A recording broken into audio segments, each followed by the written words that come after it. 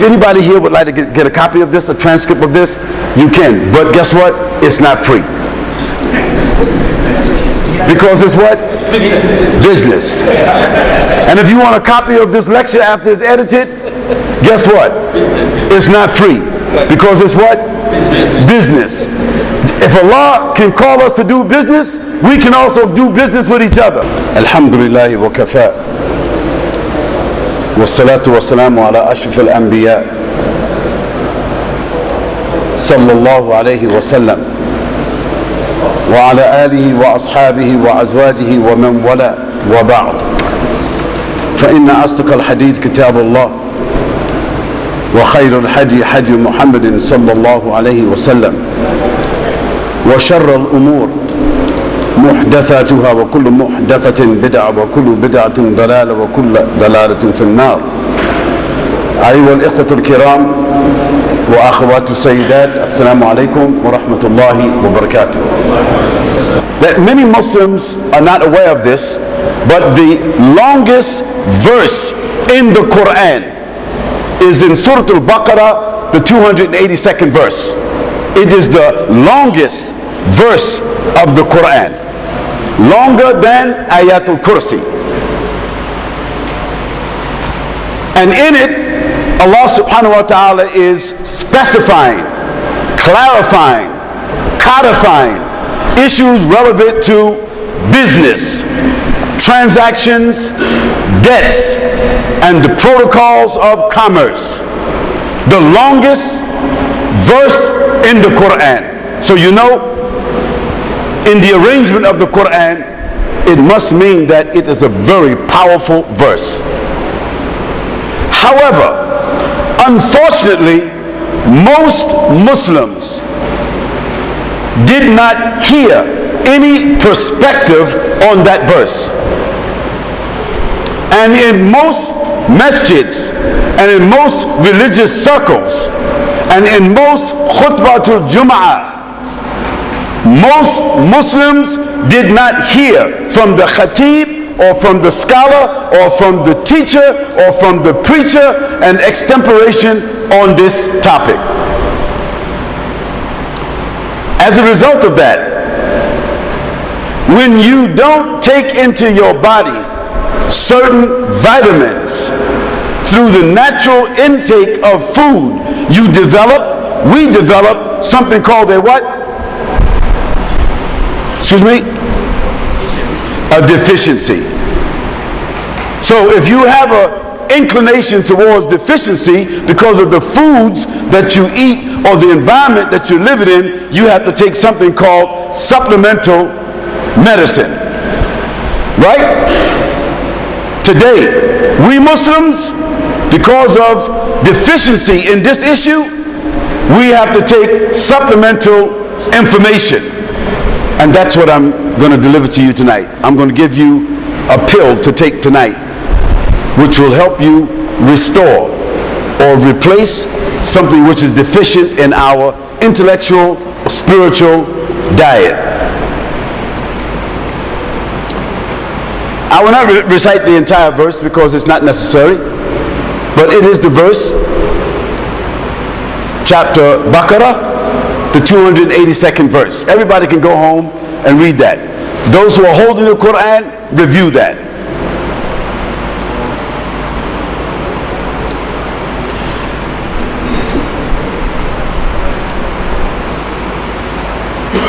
So let me give a general definition in the English language of the terminologies called business and commerce, to make sure we're on the same page.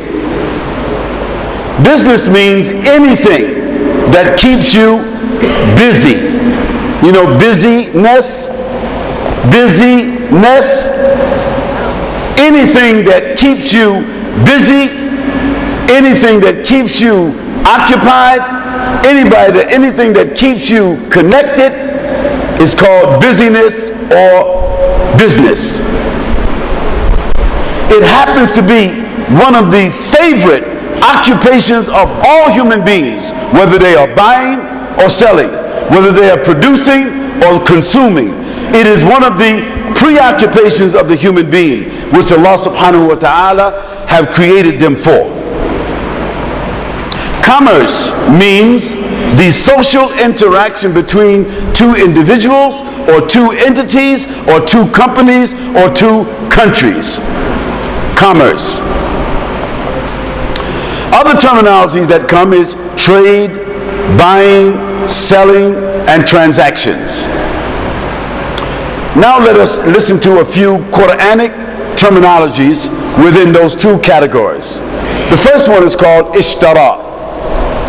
The word ishtara in the Quran means purchasing, buying, and exchanging. Another word is bay'. Bay' in the Quran means selling and buying. Another word is tijara, trade, transaction, and commerce. As Allah subhanahu wa ta'ala mentioned in the Quran, هَلْ أَدُلُّكُمْ عَلَى تِجَارَةٍ تُنْجِيكُم مِّنْ عَذَابٍ عَلِيمٍ. Tijara, trade, transactions, and commerce.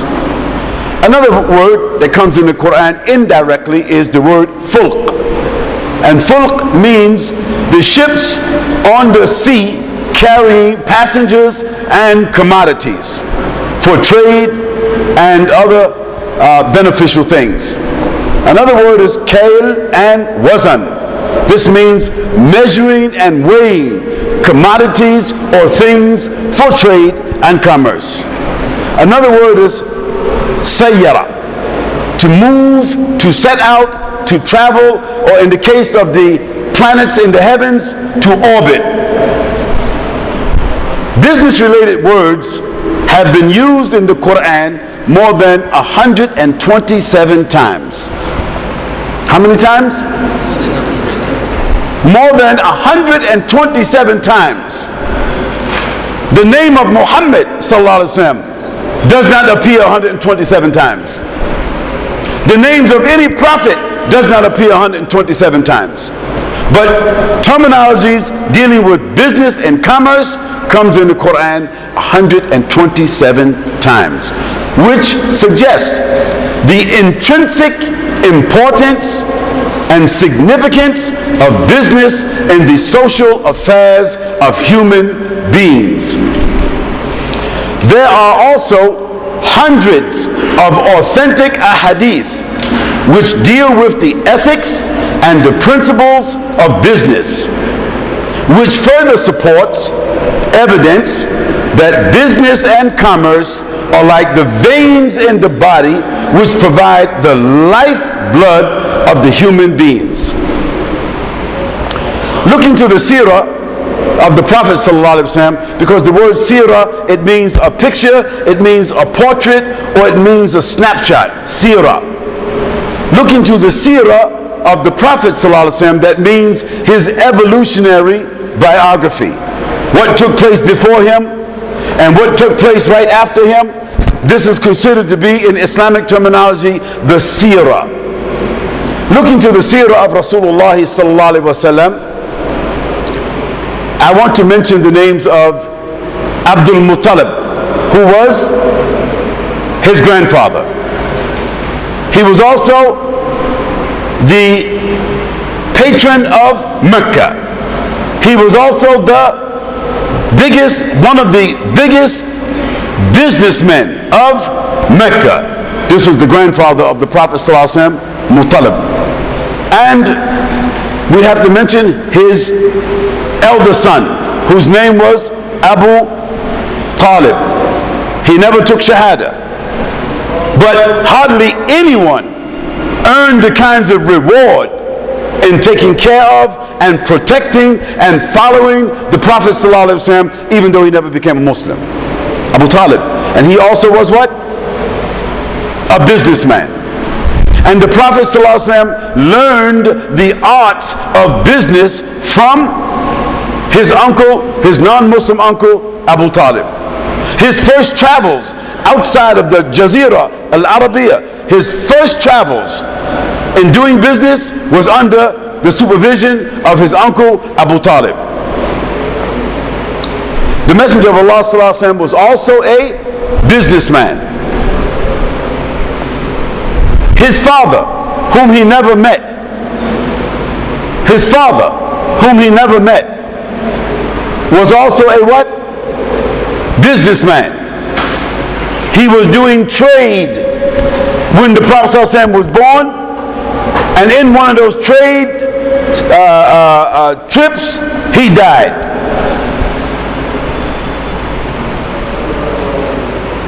When the Prophet ﷺ received revelation, he was already married to a woman. By the wisdom of Allah subhanahu wa ta'ala, Allah, he called the Quran something which is thaqilan, very heavy. So before the wahi came, Allah gave him something very beautiful to carry him and to carry that revelation and to support it. What was her name? Sayyidah Khadija bint Khuwaylid. And she was also a what? Businesswoman. So see the wisdom of Allah. When the Prophet ﷺ was not able to do business anymore, Allah subhanahu wa ta'ala gave him the support of a woman who was already doing business. After that, the first male Muslim who was the follower of Muhammad ﷺ, his name was Ali ibn Abi Talib. He was a boy. So we ain't say the first man, but he was the first male. The first free person that accepted Islam. His name was Ali ibn Abi Talib. He also was by default, a businessman, because his uncle was a businessman. The next person was Abu Bakr as-Siddiq, the closest companion of the Prophet ﷺ. He also was a businessman. The next was Umar ibn al-Khattab, the second Khalifa, who also was a what? Businessman. The next one was Uthman ibn Affan, who was also his son-in-law. In fact, he was married to two of the daughters of the Prophet ﷺ.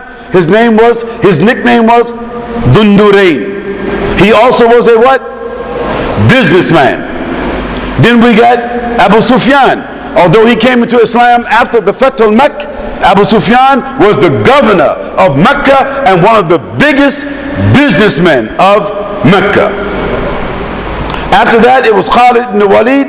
Khalid ibn Walid was the son of Walid ibn al-Mughira, who also was a what? Businessman. And he paid for the private training of his son, Walid. So he became a militant person. He became a soldier. But before that, he was what? A businessman. Then there was, after the Prophet made hijrah, one of the first people that came to promise support for the Prophet from the Aus and the Khazraj, his name was Abdul Rahman ibn Auf. And he was one of the biggest businessmen among all the companions of the Prophet ﷺ. After that, there was Salman al-Farisi. And Salman al-Farisi, he owned some gardens in Medina, and therefore he was also a what? Businessman. And there was Abu Talha. And Abu Talha was that companion of the Prophet ﷺ that when the verse of the Quran came, لَن تَنَارُوا الْبِرَّ حَتَّى تُنْفِقُونَ مِمَّا تُحِبُّونَ, you shall not attain righteousness until you give from that which you love. Abu Talha heard that ayah when it was revealed, and he was the owner of a garden, one of the biggest priceless gardens of Medina, and he loved it very much. But when he heard that verse, he came to the Prophet ﷺ and said, Ya Rasulullah ﷺ, I heard that verse and I want to give the garden that I love the most to you. That garden now is part of the extension of Masjid al-Nabawiyah. See, subhanAllah, look at that reward. It is now part of what? The extension of Masjid al-Nabawiyah. So that man, he had no idea that the garden that he gave to the Prophet ﷺ would be prayed in by more people, okay, than anyone could imagine. But he gave it to the Prophet ﷺ, and then the Prophet ﷺ said, take the money and distribute it to your family. From this evidence, it is clear. Oh, then let us not forget Mus'ab ibn al-Umair. Mus'ab ibn Umair, the first official of Islam. He also was what? A businessman. So if you followed me, Out of the 64 main companions of the Prophet ﷺ, we know that 15 of them was major businessmen and women. Major what? Businessmen and women. Only 5 of them worked for somebody else. Only 5 worked for someone else. That is because either they was a slave before, or they was a captive before, or they traveled somewhere and somebody took their money from them. That is the reason why. But only 5 of the major 64 companions of the Prophet ﷺ, they worked for anyone else. So already we can see most of us, we already off the page. You understand what I mean by we off the page? There's a hadith that comes with different riwayah that some of the major muhaddithin, they said the hadith is weak. And I'm not going to dispute them because that's not my expertise. However, even though they made it weak, da'if, in terms of no one can say it is sahih, but I'm still going to relate it. Why? Because of the topic itself. The fact that it is a part of the body of hadith, and the fact that it also connects itself to many sound hadith, and that it does not dispute any of the meanings of the Qu'ran nor of the Sunnah, I'm going to relate the hadith, even though the major muhaddithin, they classified it as weak. The Messenger of Allah ﷺ said in one riwayah, teach your children business, tijara, because 9/10, that means 90% of the halal rizq of the Bani Adam is in tijara. Did you understand that part? How much percent? 90%. This means most of us here, if you went to school to get a job, you're already off the page. The page of the Sunnah, I mean. Not the page of the deen, but of the what? Of the Sunnah. Because, think about it. If we were, most of us here, businessmen, we wouldn't have to worry about punching no clock tomorrow morning, right? We wouldn't have any issues about our time, right? Our time would be governed by who? By ourselves. Our profit would be divided by who? Ourselves. Our loss would be absorbed by who? And therefore, if you want to take 2 wives, 3 wives, 4 wives, the limit, and you need to get 4 houses, 4 cars, and 15 kids and all of that there, if you're doing business, you have a much better chance to be just. Is that correct? But I don't know too many Nigerians today that can afford to have 4 wives if they're working for the government. Unless they're stealing.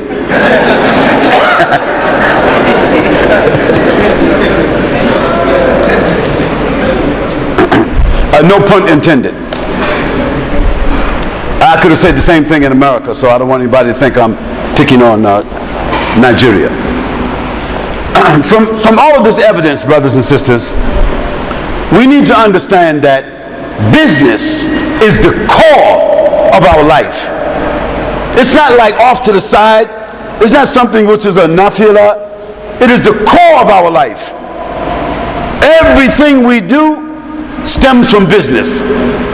Look, the 5 pillars. Bunya al-Islam ala khamsin. This is what Umar ibn Khattab, he said, right?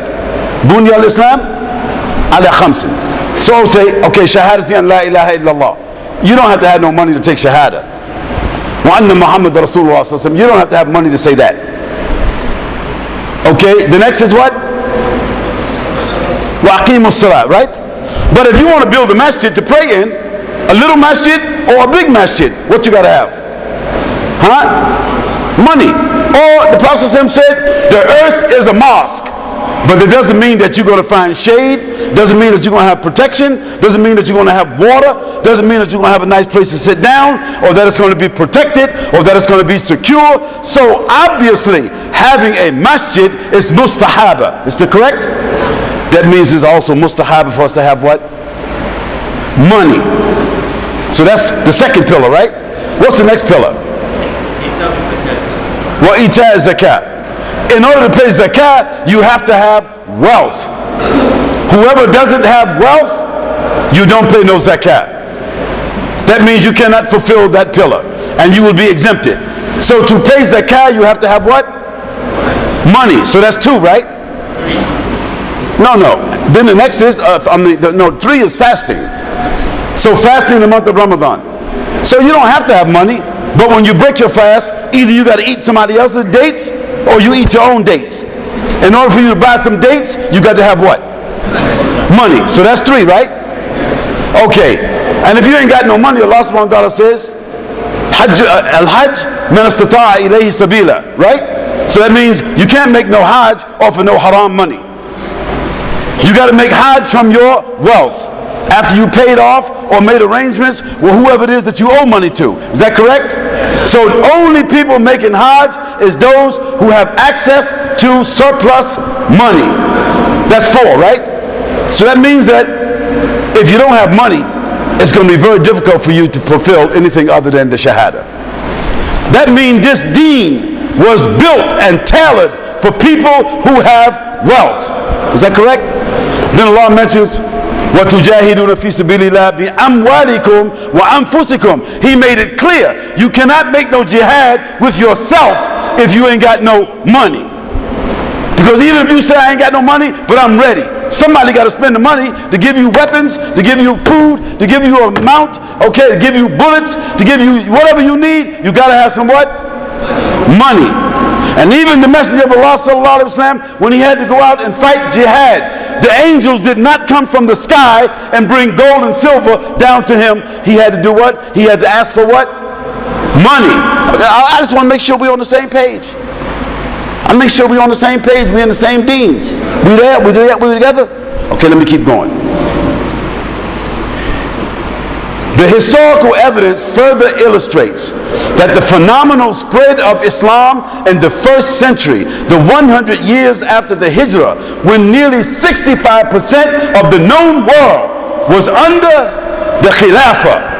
65% of the known world was under the Khilafah, under the influence of Islam, and separated into Muslims and non-Muslims. The non-Muslims was paying the what? The jizya. And Muslims, they were paying what? Zakah. Zakah is paid from what? Money. Jizya is paid from what? Money. So money. That money. Zakah, sadaqah. Zakah comes, and also the fa'il. You know the fa'il, right? The fa'il is what? The booty, the war booty, right? 20% belongs to Allah and His Messenger sallallahu alaihi wasallam, money. And 20% and the rest of it belong to those who's fighting, right? That's what? Money. So all the while, everything in the deen you can see is connected to money, property, wealth. Allah, He wants Muslims to have money, property, and wealth. And Allah subhanahu wa ta'ala, He wants the captives that you take, He wants you to free them. Why? So they can go back to work and they can pay jizya, money. So I just want to make sure that we understand how important this topic is, because some people say, Sheikh, you know you're not supposed to be talking about money and business in the masjid. So if I'm not talking about this here we're talking about right now in the masjid, I mean, I'm not doing no transactions, but if I'm not talking like this here in the masjid, when are we going to talk about it? When?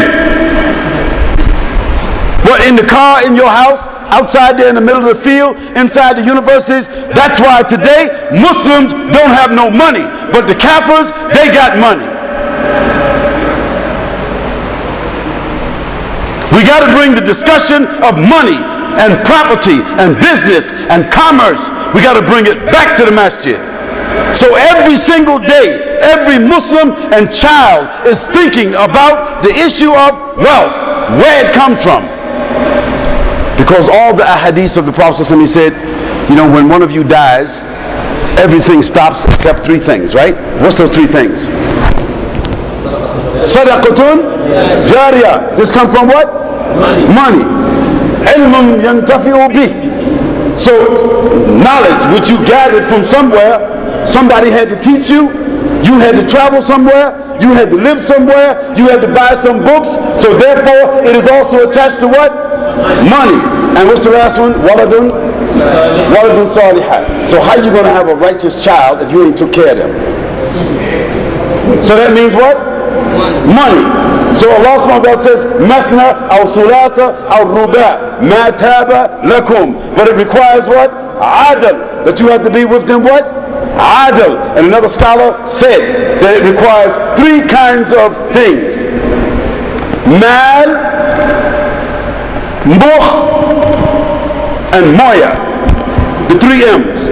So whoever wants another wife, you need to examine Mal. How much money you got?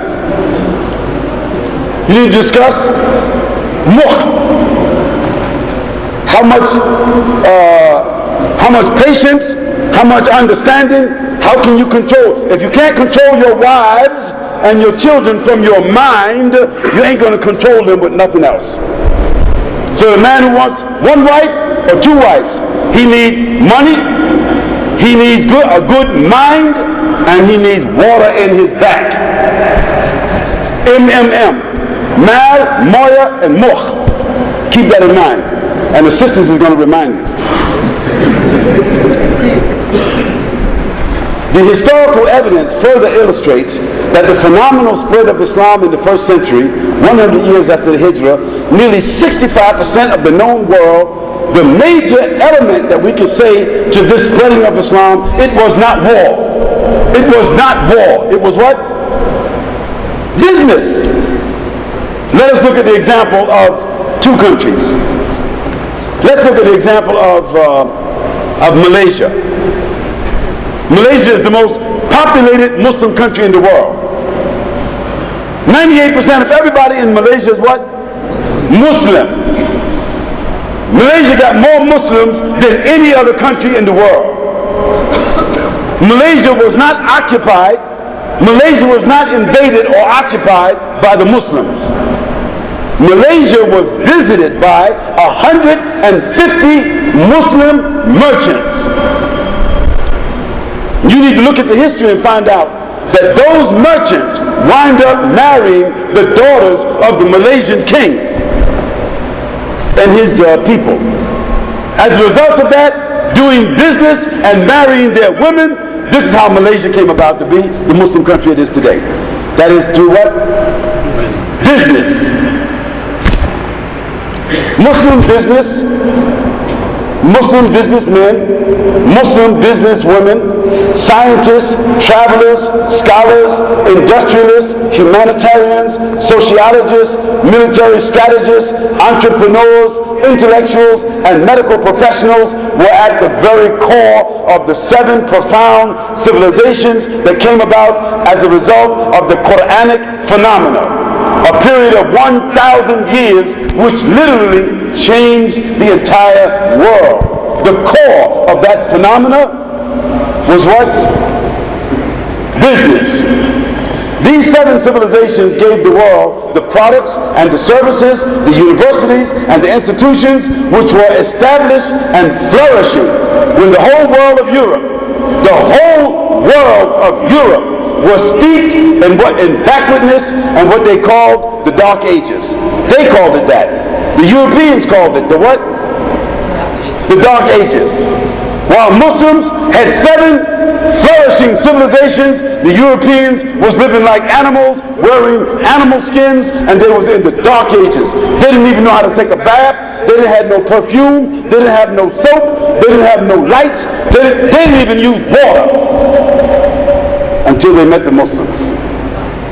And when they met the Muslims, it came about something called, it was the culmination of Islamic civilization that contributed to the European age of enlightenment, or the age of reason, in the 17th century. So the Europeans really just became civilized in what century? The 17th century. That's only like 5-6 centuries ago. The Muslims already had 7 civilizations. So what happened to us? How do Europeans get on top and we on the bottom?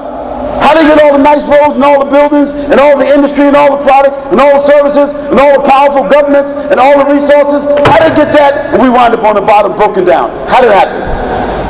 We're not going to talk about that right now. You have to think about that. Turning to the African continent, we can mention just two people. No need to discuss anybody else. Just two people who transformed the area which is now regarded as ECOWAS. You know ECOWAS? What does that mean? The Economic Federation of the West African. Okay, thank you. So that's a huge area, right? That's a huge area. There was one Muslim. He had more money himself than all the West African countries got today. One man. What was his name? Mansour Musa. The Encyclopedia Britannica, Wikipedia, all of them said Mansour Musa was the most wealthiest man in the history of the world. There's nobody that at his time he had more than $400 billion of gold. $400 billion of gold in the 14th century would mean at least $2 trillion today. One man, what was his name? Mansour Musa. When Mansour Musa made Hajj, it took him 1 year to make Hajj because he had with him over 350 animals, carrying each one of them 2,000 pounds of gold. And he said that when he went to Egypt, just Egypt, the money he gave away, it changed the whole economy of Egypt. That's just on his way to Hajj. In the 14th century, the Emperor Mansour Musa, the ruler of the Mali Empire, was considered the wealthiest man of all time. His wealth was estimated to be more than $400 billion. I didn't say 400 billion naira. That's a big difference. The second person that I want to mention is Sheikh Usman Danfodio, one of my heroes. You know, maybe those of you who were born in Nigeria, you lost sight of one of the greatest African heroes in the history of the world. I don't think that Africa even produced, other than Mansour Musa, somebody that had more influence than Sheikh Usman Danfodio. Let's just talk a little bit about him. I wrote a white paper on him that I share with my children, that I share with other people, to let them understand that when I say I'm an African American Muslim, I put it on a plate and let them know what that really means. I ain't talking about the Africa you see today. I'm talking about Africa and what it had. I'm talking about Africa and what it is, the continent. I'm talking about the resources that came out of it. And I'm talking about just two people that it produced. Sheikh Usman Danfodio, the scholar and the reformer, who established the independent, now this wasn't no Qaeda movement. This wasn't no Taliban movement. This wasn't no Boko Haram movement. The scholar and the reformer who established the independent Sokoto Khilafah in the 19th century. Now just for you to understand what the Sokoto Empire was. At that time, the Sokoto Empire was 70% of what is today Nigeria, and parts of some of the landlocked countries that close to Nigeria. This was the Sokoto regime. An area that was almost equal to the size of the United States of America, or close to 6 million square miles. Can you imagine that? 200 years ago, a man, a scholar, a reformer, controlling and administrating the wealth, the human and natural resources of a country 6 million square miles, and he was exacting the zakat from everyone and the jizya from everyone. And regardless of what people want to say, Nigeria has never had an individual like that since that time. Not of that caliber. May Allah subhanahu wa ta'ala give long life, and may He bless the efforts of your president. I relate all of this historical evidence, brothers and sisters, to demonstrate how intrinsic and necessary business and commerce is to Islam and the world. So now I want to ask a few questions. Why is it that we cannot find a book, a lecture, an Islamic curriculum, a popular scholar, a teacher or a preacher of Islam in the modern world today who is promoting, articulating, and reminding the Muslims about this historical heritage? Do anybody in this here room here have a book that discusses what we're discussing right now? Anybody here got a book? Did anybody ever hear a khutbah in this masjid or any one of the 250 masjids? Did you ever hear one since you grew up here? Since you were born here? Why? I'm not going to answer that question. I'm just asking the question. This void, an ideological deficiency, has directly contributed to the global stagnation and the social inertia. Two things: global what? And social what? Inertia of the Muslim world, which equals 1.6 billion Muslims, consisting of more than 50 countries in the modern world. Currently, we have no global spokesperson. That means someone who has power, someone that has respect, someone who has dignity to speak on behalf of the Muslims. We got nobody. We have no dominant industry. There's no industry in the world that Muslims dominate. We can't say the oil, because Muslims have the oil, but they're not refining the oil and they're not controlling the oil. Do you understand that? Okay. We've got no institutions of distinction and sophistication that other nations want to imitate us. And we are almost completely dependent upon the goods and the services manufactured outside of ourselves. And the best example is, I want somebody, how many people here have a phone or two? How many people got a phone or two? The answer is everybody. So let me ask you, who here got a Muslim phone? I'm talking about a phone manufactured in China or wherever, but it's a Muslim phone. Who got one? Why? We ain't smart enough to make a phone? There is a company in Ogun State called Afri One. They are now manufacturing a phone for Africa. The parts come from China, but at least they are manufacturing a phone for Africa. They just happen to be Christians. You should just know this because I did the research. But you also have somebody here who has a company that we brought to Nigeria, who also has a phone that's been produced in Nigeria, and inshallah, say inshallah, we will be distributing that phone. It's called the Sky Phone. I'm not trying to do no advertisement. I was just trying to let you know that no sense talking about something if we didn't try to do it. Okay? So how will we be able to change this set of tragic and depressing factors? How will we be able to inspire, motivate, and inject confidence into our young people if we have this consumer and financially subordinate and inferior profile? How can we restore our dynamism, reclaim our natural and human resources, and take our place in the competitive global market?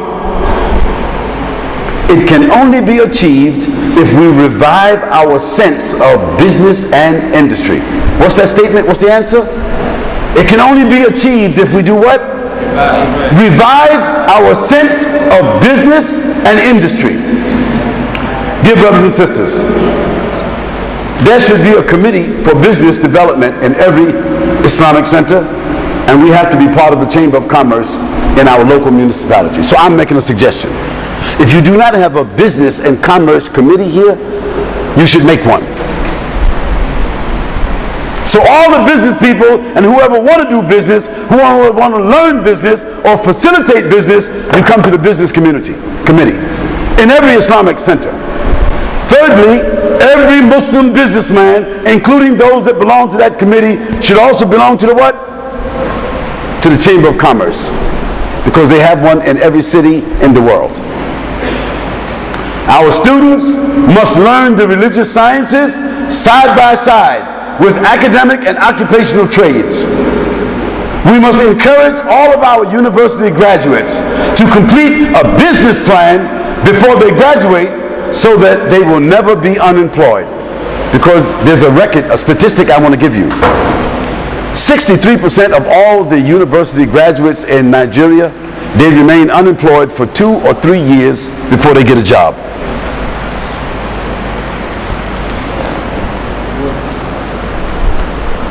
We have to mentor our youth to buy and sell commodities, goods and merchandise, so that we circulate our capital among ourselves before it is released to others. Muslims should have, like in a masjid like this here, in every direction around the mosque, there should be some shops that is rented out as a part of the waqf of the masjid, so that Muslims can get their shoes, their clothes, their medicine, their pharmacy, their electronic utensils, their vital needs right here before they go anywhere else. And if that was the case in every masjid, the imam of the masjid, the khatib of the masjid, the president of the masjid, all of them would also be doing what? Business. It would change our dynamics. We have to do seminars and conferences with business and finance as the theme, so we produce a balanced and empowered human being and not socially subordinate people of knowledge. We must talk about business. We have to do business, create small retail shops around the mosque and the Islamic centers. Before we leave each other every day, we have to remind each other about the importance of business by sharing our business card or introducing our product, our service, or our profession to each other. In closing, if we take these small steps and listen to this mukhtasar, we will gradually address the deficiency and the void that we are witnessing in the Muslim world. And gradually, we will see a change in ourselves, our families, and our communities, and our society. And Allah subhanahu wa ta'ala says He does not change the condition of people until they do what? Change the condition which is inside of themselves. Their thinking, you see, their thinking and their feelings. This, in my opinion, dear brothers and sisters, is why business entrepreneurship is so vitally important, and Allah knows best. And that is the end of my presentation. And I hope that I did it on time before the iqamah, before the adhan. Did it? We still have 6 minutes. So you see, brothers and sisters, I researched this topic. I wrote this topic today. I wrote this today. And I delivered it to myself in the mirror to make sure that it could be delivered within the Maghrib and the Isha. And so that it would be a reference. And so, if anybody here would like to get a copy of this, a transcript of this, you can. But guess what? It's not free. Because it's what? Business. And if you want a copy of this lecture after it's edited, guess what? It's not free. Because it's what? Business. If Allah can call us to do business, we can also do business with each other. So Allah says, هَلْ أَدُلُّكُمْ عَلَى تِجَارَةٍ تُنْجِيكُمْ مِنْ عَذَابٍ عَلِيمٍ تُؤْمِنُوا بِاللَّهِ وَرَسُولِهِ وَتُجَاهِدُونَ فِي سَبِيلِ اللَّهِ بِأَمْوَالِكُمْ وَأَنفُسِكُمْ. So you know this ayah. So brothers, we want to put the business on the table of everything that we do. Because if you don't talk about business yourself, when you get home, if you got babies crying, and you got wives, 1 or 2, they're going to remind you that they need some what? Money. And if you're not taking care of business, probably you're going to lose what you got. We ask Allah subhanahu wa ta'ala to bless this masjid. We ask Allah subhanahu wa ta'ala to bless the patron of the masjid, the Majlis Ashura, the founders, We ask Allah to bless the administration. We ask Allah subhanahu wa ta'ala to bless the people of knowledge who are responsible for disseminating the knowledge to the people. We ask Allah subhanahu wa ta'ala to bless all the men who are the qawwamuna ala nisa.